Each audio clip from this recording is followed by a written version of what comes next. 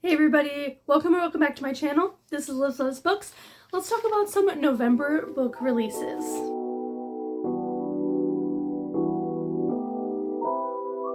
So I've got about 5 per release date to talk with you guys today. Every Tuesday, publishers release some new books, and we're gonna start off with the 4th of November. On the 4th of November, the first book we have is Empire of Dawn by Jay Kristoff.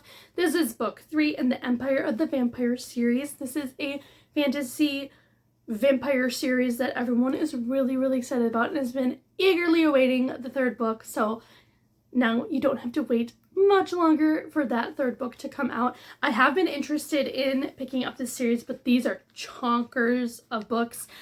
Then next we have something that I'm really excited for that I didn't know was coming out.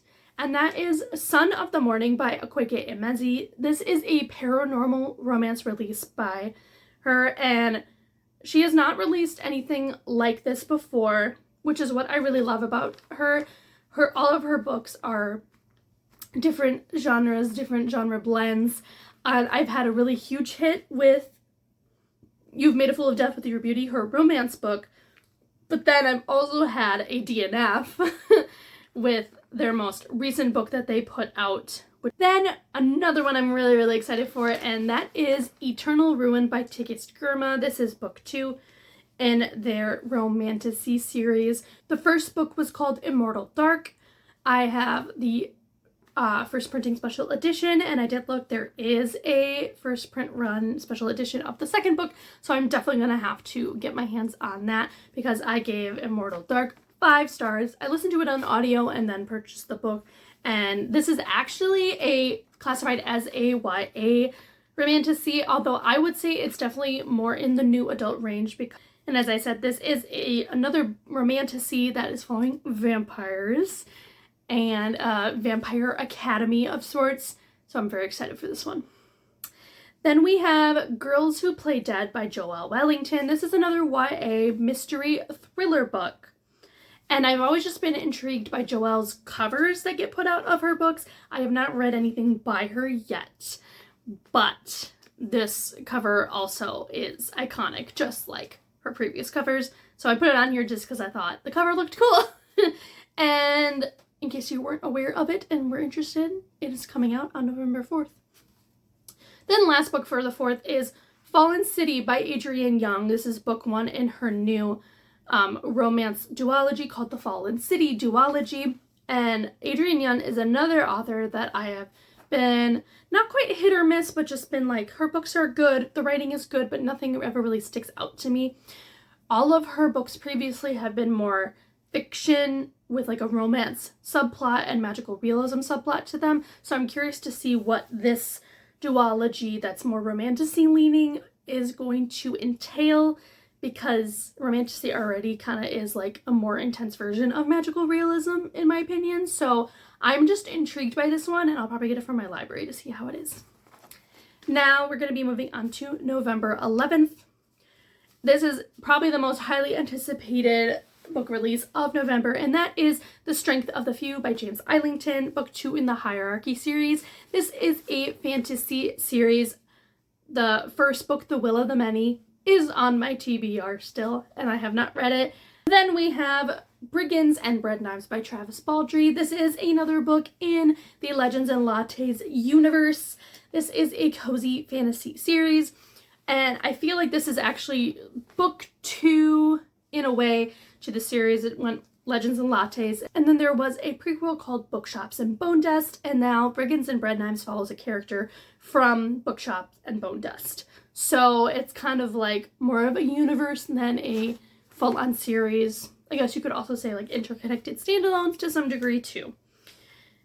And then next we have a book that was really interesting to me because it's not a typical genre that I read, and that is The Merge by Grace Walker. This is described as a sci-fi dystopian genre blend, and it more so just caught my eye because of the cover. I thought was interesting, and then I looked and I was like, ooh, dystopian, yes, that would be really cool. But then sci-fi scares me a little bit, as you can attest if you've ever looked at my Red Rising reading vlog, which I will tag up here. it did not go well. Well, no, it went really well and then did not go well. So we're going to see, this will be one that I get from my library. Then we have another one that is interesting because it is an author going into a different genre, which I love when they do that, because and a lot more authors are doing that now, kind of going outside of their traditional box, which I love.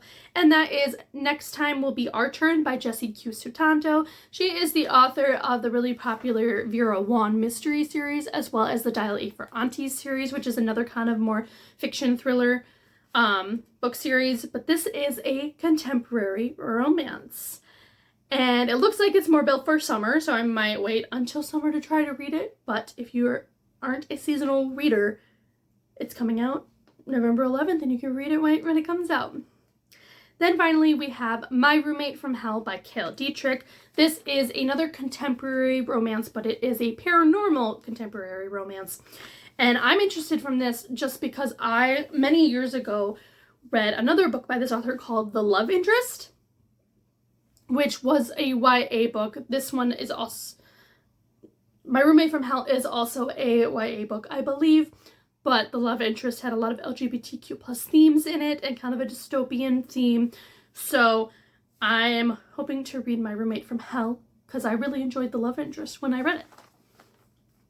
Then moving on to the 18th, I have a nonfiction memoir on the list, and that is Simply More by Cynthia Erivo. If you haven't been living under a rock, Cynthia Erivo plays Elphaba in the Wicked and Wicked for Good movie. So I'm really excited to see what this memoir entails because I'm hoping it'll talk a lot about her time on Wicked as well as all of her time on Broadway. So she was in the Color Purple musical on Broadway, and I believe she was in some other ones as well, but that was like her claim to fame. And I'm very excited to see what that one brings. And then we have another really huge romantasy release that everyone has just been waiting for. And that is Brimstone by Callie Hart, book 2 in the Fae and Alchemy series. The first book was called Quicksilver. I heard a lot of really good things about Quicksilver. I don't own the book, but it is on KU, I believe, still. So hopefully I'll read it someday. Then we have another book that I found that just had a really fun title and cover, and that is Violet Thistlethwaite Is Not a Villain Anymore by Emily Krempholtz. I've never heard of this author, but I looked it up, and it was described as kind of a more cozy fantasy, maybe not quite as much as like the Legends and Lattes books, because there is a little bit of a more intense version. I mean, the title has villain in it, so we'll see. It just looked cute and cozy and very fall, winter-esque, so I thought I'd bring it up.